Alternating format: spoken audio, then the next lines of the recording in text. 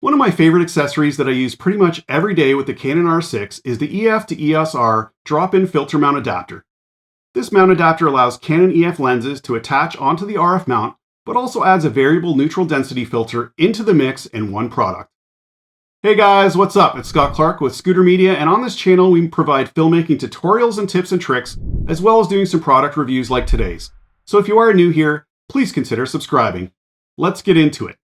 The purpose of a neutral density or ND filter is to reduce the amount of light entering the lens.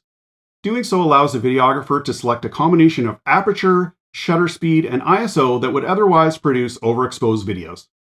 This is done to achieve effects such as a shallower depth of field or motion blur of a subject in a wider range of situations and atmospheric conditions. The filter inside the adapter is behind the lens, meaning it will work with any EF and EF-S lens you attach, including wide-angle lenses, and saves you from buying and carrying multiple screw-in filters and step-up rings.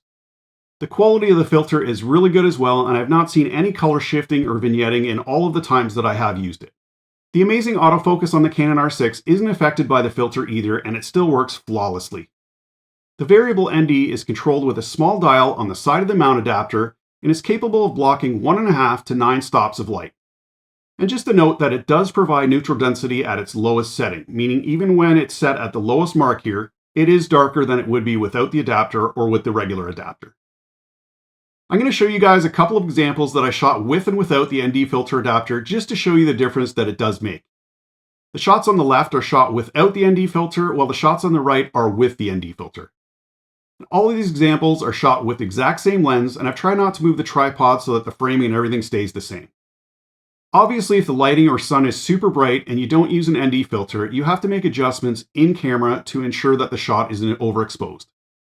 And that includes adjusting the aperture, which in turn changes the depth of field. You can see that in the shots on the left without the ND filter, there's no longer the shallow depth of field, while the shots on the right still have the shallow depth of field and look much more cinematic because I was able to adjust the amount of light hitting the sensor. I also use this when shooting in C-Log and C-Log 3. When shooting in regular C-Log, the base ISO on the Canon R6 is 400, and when shooting in C-Log 3, the base ISO jumps to 800, which means setting your camera at those levels will produce the best image possible, but it also brightens the image quite a bit, and we need a way to counter that, which is where the adapter comes in, as you can see. The only downside with the drop-in filter mount adapter is that it does not come with any way to remove the filter and then close the gap in the adapter.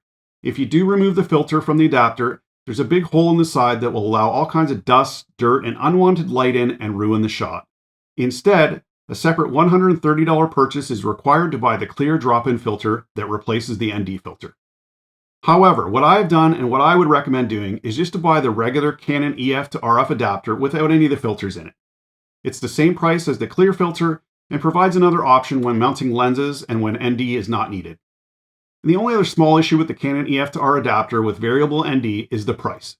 It is quite expensive, coming in at between $450 and $500 here in Canada, but you can use it with any EF or EF-S lens without having to pay for other size filters or step-up rings, and it does work with fisheye lenses and ultra-wide lenses that normally need a third-party filter setup. Like I said at the beginning of this video, I use this thing pretty much every day and it rarely comes off my camera. I like that I can carry around just one adapter with the variable ND built in and use it with every lens that I own. The cinematic quality of the shots never change even when in the brightest sunny days, and it's just super convenient. If you shoot video on a Canon RF camera, you need this adapter and I cannot recommend it enough. If you guys found value in this video, please give it a thumbs up, and if you haven't already, please consider subscribing as it really does make a difference and helps YouTube to push my videos to a larger audience. And if you are interested in checking out what makes the Canon R6 a great choice, click on the link here to check that out. Thanks for watching today's video, I appreciate it, and I'll see you in the next one.